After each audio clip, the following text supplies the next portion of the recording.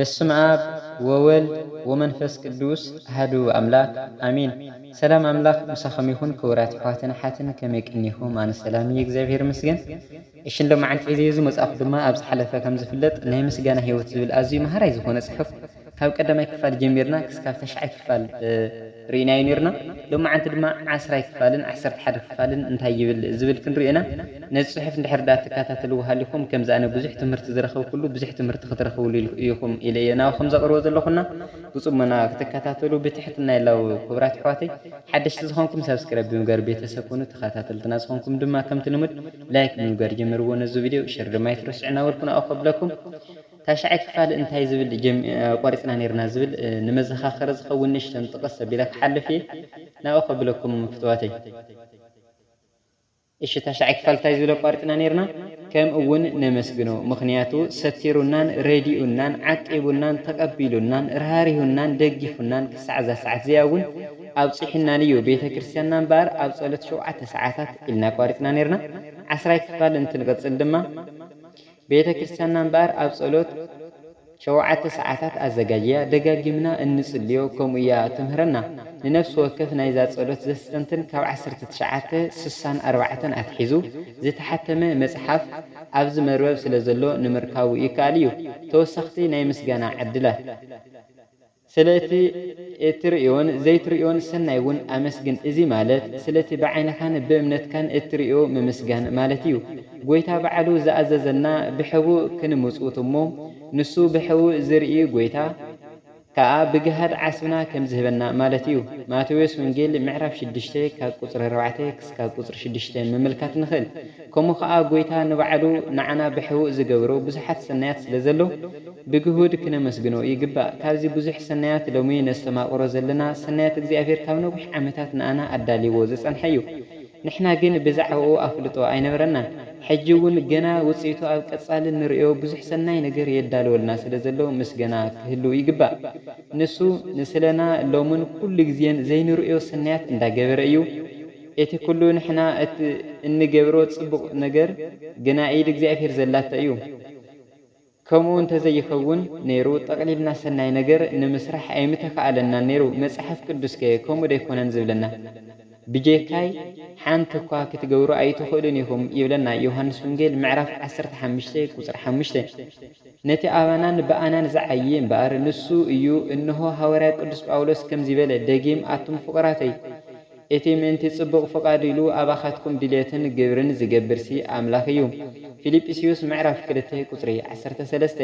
ንሕና ገለ ሰናይ ጥራይ ክንገብር ክንሓስብ ከለና ኣምላኽ ቀሊል ይገብሮን የስልጠልናን እምበኣር እዚ ናይ ሰናይ ድልየት ተበግሶ ካብኡ ኢና ንረኽቦ ዘለና እሞ ክብሪ ክንህቦን ክነመስግኖን ይግባእ። ካብዚ ብምብጋስ ስለታ ኣባና ኮይና ተዓይ ዘላ ጸጋ ምሳና ንህብ። ጸጋ ካብቲ ንእግዚአብሔር ክነመስግን መሰረታዊት ባእታ ጌርና ክነቐምጣ ይግባእ። ነዚ ንኽበርሃልና ቅዱስ ጳውሎስ እቲ ዘለኽዎ ግና ብጸጋ ኣምላኽ እየ ዘለኹ ካብ ኩላቶም ዝበዝሕ ደኣ ጸዓርኩ እምበር እቲ ንኣይ እተውሃበ ጸጋኡ ከንቱ ኣይኮነን። እቲ ምሳይ ዘሎ ጸጋ ኣምላኽ ደኣ እዩ እምበር ኣነ ኣይኮንኩን። ቀዳማይ ቆሮንጦስ ምዕራፍ 15 ቁጽሪ 10 በለ። እሞ ኸደኣ ፍቑራተይ ስለዛ ኣባና ኮይና እተዓይ ዘላ ጸጋ እግዚኣብሔር ኣምላኽ ኣባና ምስጋና ካባና ምስጋና ክቕበል ኣይበቅዕን ዶ ትብሉ? መንፈስ ቅዱስ ኣብ ህይወትና ስለ ዝሓበረ ነመስግን። እዛ በረከት እዚኣ ገለ ካፍተን ንዓና ዝተለገሰት ውህብቶ እያ። ካልኣይ ቆሮንጦስ ምዕራፍ 13 ክሳብ ቁጽሪ 14 ቁጽሪ 14 ምሕደሪት መንፈስ ቅዱስ ብምዃንና ነመስግን። ከምቲ እቲ ሃዋርያ ዝበሎ ቤተ መቅደስ ኣምላኽ ምዃንኩም መንፈስ ኣምላኽ ኣባኻትኩም ሓዲሩ ምህላው ዶ ኣይትፈልጡን ኢኹም? ቀዳማይ ቆሮንጦስ ምዕራፍ 3 ቁጽሪ 16። እዚ ኣባን ሓዲሩ ዘሎ መንፈስ ከዓ እዩ ብዛዕባ ሓጢኣት ዝረትዓና ዮሃንስ ወንጌል ምዕራፍ 16 ቁጽሪ 8። ንሱ እዩ እውን ኩሉ ነገር ዝምህረና ዮሃንስ ወንጌል ምዕራፍ 14 ቁጽሪ 26። ናብ ኩሉ ቁኑዕ ዝመርሐና እውን እዚ መንፈስ እዚ እዩ ዮሃንስ ወንጌል ምዕራፍ 16 ቁጽሪ 13። ኣብ ኩሉ ጉዳይ ንስለስም ጎይታ ብትብዓት ንኽንምስክር ሓይሊ ዝህበናውን ንሱ እዩ። ግብረ ሐዋርያት ምዕራፍ 1 ቁጽሪ 8 መመልከት ንኽእል። ንሕና ከዓ እዚ መንፈስ ኣባና ስለ ዝዓዮ ኩሉ ሰናያት ዕዮታት ነመስግኖ። ዝኾነ ሰናይ ነገር እንተ ስራሕና እምበኣር በኣና ገይሩ ኣምላኽ ዝሰርሖ ስራሕ ስለ ዝኾነ ንኣምላኽና ነመስግኖ። እቲ ዝዓበየ ጌጋ ገለ ሰናይ ወይ ብሉፅ ነገር ኣብ ንስርሐሉ እዋን ንኣምላኽ መመስጋንን ክብሪ መሃብን ተሪፉናስ ብሓይልናን ብብርታዕናን ከም ዝገበርናዮ ንገዛእ ርእስና ክንሕበንን ክንምጉስን እንከለና እዩ። እዚ ትምክሕቲ እዚ ዋላ እኳ ኣብ ዓይንና ጻድቃናት ኮይኑ እንተተሰምዐና ክፋል 11 ይቕጽል። ጸጋ ካብ እግዚአብሔር ንኸይንቅበል ካብ ዝገበረና ዓብዪ ምክንያት እዩ። ኢዮብ ምዕራፍ 32 ቁጽሪ 1 በከምዚ ከዓ ንመንፈስ ቅዱስ ንሕዝኖ። እስኪ ናይ ቅዱስ ጳውሎስ ዝበሎ ንዑ ንዘክር።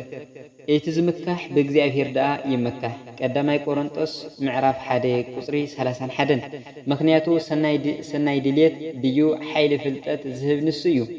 ብዘይብኡ ግን ሓንቲ ነገር ምግባር ዝከኣል ኣይኮነን። ሐዋርያ ቅዱስ ጳውሎስ እቲ ዘለኽዎ ብጸጋ ኣምላኽ እዩ። ቀዳማይ ቆሮንጦስ ምዕራፍ 15 ቁጽሪ 10 እንዳበለስ ንሕና ካብኡ ኣዚና ዝደኸምና ንረድኣ ኣልዎ ዝኾናን ሰባት ደኣ እንታይ ንብል? እቲ ኩሉን እንኮን ዝገብሮ ዝግበአና እምበር ንእግዚአብሔር መመስጋንን ክብሪ ይኹን ተድላ ናብኡ መምላስን እዩ። ሽዑ ጸጋ እግዚአብሔር ኣባና ከተዓዘዝን ብዙሕ ፍረ ክንፈርን ኢና። ካሊእ እነመስግኖ ስለቲ ምድሓን ምብጃው ዝተገበረልና ውዕለት እዩ። ካብዚ ኣብ ላዕሊ ክንገልጾ ጸንሕና ኣብ ቅድሚኡ ዋጋ ዘይብሉ ካሊእ ዓብይን ብሉፅን ለይትን ቀትርን ተተኺልካ ምምስጋን ዝግባእ ባእታ ኣሎ። ንሱ ድማ እቲ ኣብ መስቀል ዝፈሰሰ ደም ናይ ድሕነትና ዕዮ እዩ። ብሓቂ እዚ ናይ ቀራንዮ ውዕለት እንተዘይፍጸም ነይሩ ሎማይ መሃለናን። እስኪ ጎይታና ኢየሱስ ምእንታና ዝተሰቕለ ሰብ ኮይኑ ምእንታና ደሙ ዘፍሰሰ ካባና መን ኮነ እየመስግኖ ይኸውን? ሰናይ ግብርና ኮነ ንስሓና ናብ ጽድቂ ከብጽሐና ስለ ዘይትኽኣሎ ንሱ ሞይቱ ዋጋ ሞትና ኣብ ክንዳና ዝኸፈለ ካብ ሞት ዘትረፈና ክርስቶስ ነቲ መስቀል ክርስቶስ ለይትን ቀትርን እንዳዘከረ ዘመስግንስ ካባና መን ይህሉ ይኸውን? ካሊእ ክርስቶስ ኣብ ክንዳና ሞይቱ ንሕና ከዓ ብሞቱ ብኸምኡ ብጸጋኡ ይጸድቅ። ሮሜ ምዕራፍ 3 ቁጽሪ 24 ተባሂሉ ዘሎ ድንቂ ነገር። ስለዚ ናይ ነጻ ድሕነትን ጽድቅን ምስጋና ይግብኦ። እዚ ድሕነት እዚ ናይ ዝገበርናዮ ጻዕሪ ወይ ከዓ ዘቕረብናዮ ጸሎት ዝተረኸበ ውፅኢት ዘይኮነስ እግዚአብሔር ከም ሰናይ ምኽሩ ንሕናን ዘይግበአና ስለቲ ዘይድረት ፍቕሩ ገይሩ ንሕና ሃጣን ከለና ክርስቶስ ኣብ ክንዳና ሞተ። ሮሜ ምዕራፍ 5 ካብ ቁጽሪ 8 ክሳብ ቁጽሪ 9 ምምልከት ንኽእል። እወ እቲ ጻድቕ ኣብ ክንዲ ሃጣን ሞተ። ቀዳማይ ጴጥሮስ ምዕራፍ 3 ቁጽሪ 18 ከመይ ዝበለ ፍቕሪ ምዃኑ እስኪ ነስተፍል። ነዚ ኣብ ቅድሜና ቀጻሊ እንዳሰኣልና ቀጻሊ ክነመስግኖ ኣይግባእና እንዶ? ቅድስቲ ቤተ ክርስቲያንና ንኸይንርስዖ ኣብ ዝተፈላለዩ ጽንብላት ተዘኻኽረና እያ። ዓመት መፀ ሰሙን ሕማማት ዓርብ ስቕለት ብምስራዕ ውዕለት መስቀሉ ንኸይንርስዕ ዓሚቑ ነቲ ዕለት ዘዘኻኽር መዲባ ክነመስግን ትገብረና እያ። እዚ ናይ ዓመታዊ ዝኽሪ ጥራይ ግን እኹል ድዩ ኣይፋሉን። እሞ ቅድስቲ ቤተ ክርስቲያንና እንታይ ካልእ ተወሳኺ ዝገበረቶ ዳ ኣሎ? ረሳዕቲ ዳ ኮይንና እምበር ቅድስቲ ቤተ ክርስቲያንና ነፍሲ ወከፍ ዓርቢ ንሰቕለት ጎይታ ንምዝካር ብምባል ጾም ክንጸውም ሰሪዓትና እያ። እዚ ሰሙናዊ ምዝካር ጥራይከ እኹል ማለት ድዩ? ሕጂ እውን ኣይፋሉን። ተወሳኺ ነፍሲ ወከፍ ጸሎት ናይ 6 ሰዓት ናይ ድሕሪ ቀትሪ ነዛ ዓብዪ ናይ ድሕነት ውዕለት ንዝክረላ እሞ ብምስጋና ክንመልእ ሰሪዓትና እያ። እግዚአብሔር ንኽንፈልጦ መሰል ስለ ዝሃበና ከዓ ነመስግን ኢና። ኣቦና ካህን ኣብ ቅዳሴ ጎርጎርዮስ ክጽልይ ከሎ ከምዚ ይብል፣ ንኽፈልጠካ ኣእምሮ ሃበኒ። ቀጺሉ ከዓ ይብል፣ ንኽፈልጠካ ዝድግፈኒ ሕግኻ ልኢኽካለይ ይብል። እሞኸ ንሕና ስለ ዝተቐበልናዮ ናብ ብስራት ወንጌል ጥዑም ዜና ናይ መጽሓፍ ቅዱስ ካብ ናይ ኣምላኽ ሓሳብን ግብርን ምስ ደቂ ሰባት ዘለዎ ክብርን ቅዱስ መግለጽታቱን ነመስግኑ ደንህሉ። ኣብ ቤተ ክርስቲያን ገድሊ ናይ ሓደ ቅዱስ ተነቢቡልና ንስሌኡ ውዳሴ ነቕርብ ኢና። እወ ምክንያቱ ብጠቃሚ ትምህርትታቱ ኣዒንተ ልብና ስለ ዝኸፈተልና። እሞ ኸደኣ ስለቲ ኩሉ ቅዱሳን ኣቦታትና ነቢያት ሐዋርያት ብመንፈስ ቅዱስ ተመሪሖም ክርስቲያንና ትእዛዛትን ሕግን ትንቢታትን ካላይ ጴጥሮስ ምዕራፍ 1 ቁጥሪ 21 ጽሒፎም ዝገደፉልና ኣጽዋር ቤት ምዕራፍ 12 ይቀጽል ናይ ብፁዕ አቦና አቡነ ሽኖዳ በረከት ይሕደረና። ወስብሐት ለእግዚአብሔር ልዑል ወለወላዲቱ ድንግል ወለመስቀሉ ክቡር አሜን።